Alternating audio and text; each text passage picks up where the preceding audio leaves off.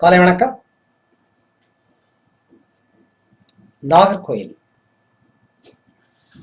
தமிழ்நாடு. இங்கிருந்து ஒரு அபிமானி, ஒரு பெண்மணி நல்ல மனதிற்கு சம்பந்தப்பட்ட ஒரு கேள்வியை கேட்டிருக்கிறார். அற்புதமான கேள்வி. குருவே,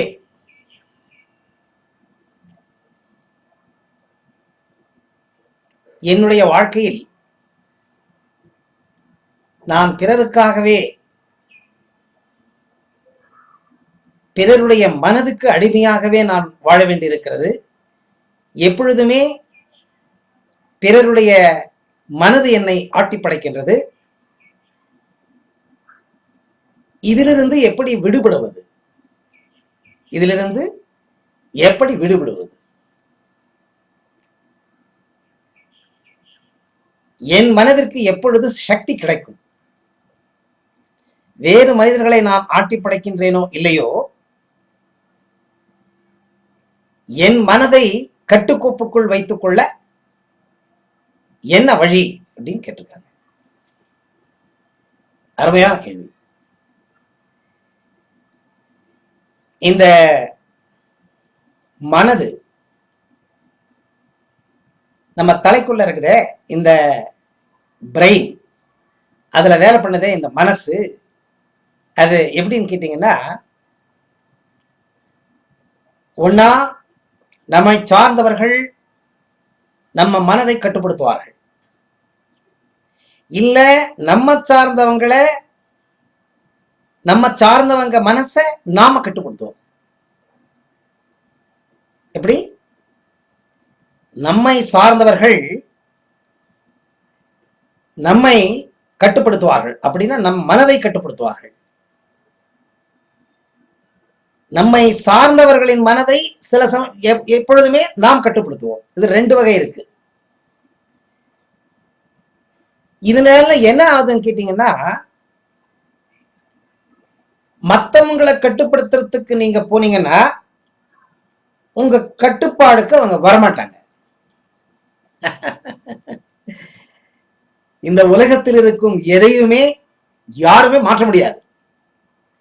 கடவுளின் படைப்பில், கடவுளின் சிருஷ்டியில் என்ன இருக்குது, இதை யாராலுமே மாற்ற முடியாது. அது மனுஷனை மாத்திரன்னு போறவன் முட்டாள்.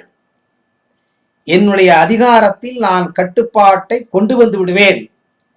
அதாவது தொழில் பண்ற இடத்துல விட்டுடுங்க, அங்க கூட நீங்க ஹிட்லர் மாதிரி அதிகாரத்தை செலுத்தி எல்லாருடைய மனதையும் நீங்க ஆள போனீங்கன்னா எல்லாருமே சேர்ந்து உங்களை தள்ளிடுவாங்க வெளியில.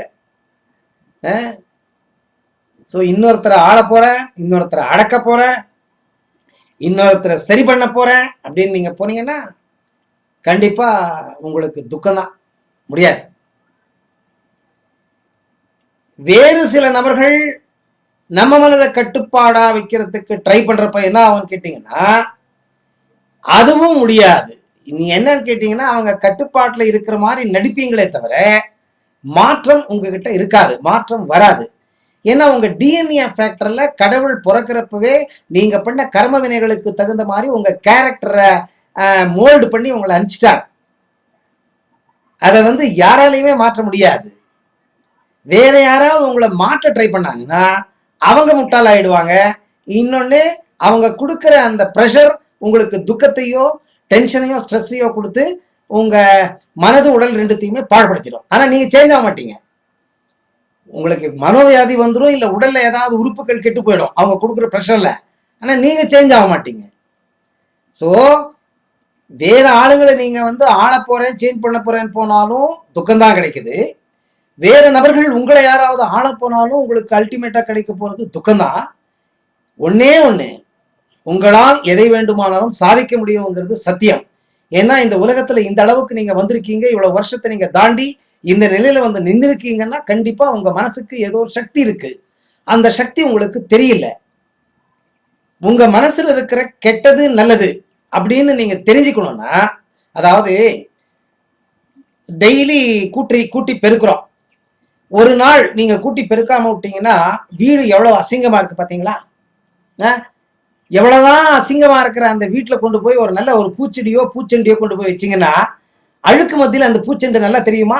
தெரியாது. அந்த மாதிரிதான் தினமும் நீங்க சாப்பிடுற சாப்பாட்டுனால மனசு கெடுது, நீங்க திங்க் பண்றதுனால, நீங்க செயல்படுறதுனால உங்க மனசு கெட்டு போயிடுது.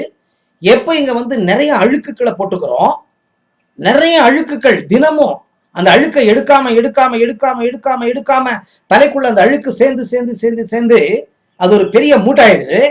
ஏதாவது ஒரு நல்லதை கொண்டு போய் போட்டா கூட, இல்ல ஒன்னு நல்லதை பண்ண நீங்க செய்ய போனா கூட அது வெளி வராது. அது ஏன்னா இங்க நிறைய அழுக்கு இருக்கு, உங்களால நல்லது பண்ணவே முடியாது, வெளியே தெரியாது. ஸோ இந்த அழுக்கை எடுக்கணும்னா, அதாவது தினமும் நீங்க சோப்பு போட்டு நல்லா தேய்ச்சி குளிக்கிறீங்க, நல்ல சுத்தமா இருக்கீங்க, நல்ல சோப் போட்டு நல்லா கிளீனா துவைச்ச ஆடையை போட்டுக்கிறீங்க, பாக்குறதுக்கு பொட்டுக்கிட்டு வச்சுக்கிட்டு நல்லா அழகா இருக்கிற மாதிரி இருக்கு. வெளியில வந்து அழகா தெரியலாமே தவிர, சுத்தமா தெரியலாமே தவிர, உள்ள மனசை சுத்தம் பண்ண முடியுமா உங்களால? யாராவது ட்ரை பண்ணிருக்கீங்களா மனசை சுத்தம் பண்றதுக்கு? மனசை சுத்தம் பண்ணக்கூடிய ஒரே ஒரு கருவி, மனதில் இருக்கிற கெட்டதை எடுக்கக்கூடிய ஒரே ஒரு கருவி, தினமும் பெருக்கி மெழுகி கோலத்தை போடக்கூடிய ஒரே ஒரு கருவி தியானம்.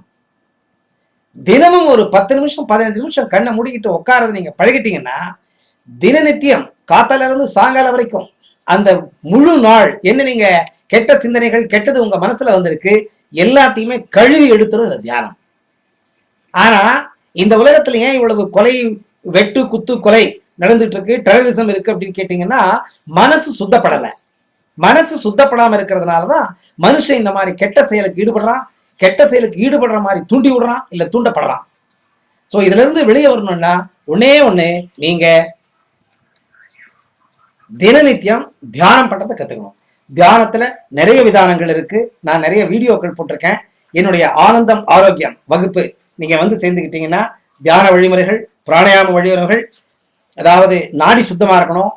நாடின்னா நரம்புகள் எங்கெங்க ரத்தம் போகுது அந்த இடம் தான் சுத்தமா இருந்தாதான், ரத்தம் சுத்தமா இருக்கணும், நரம்புகள் சுத்தமா இருக்கணும், உங்க மனதினுடைய தாட்ஸ் சுத்தமா இருக்கணும்.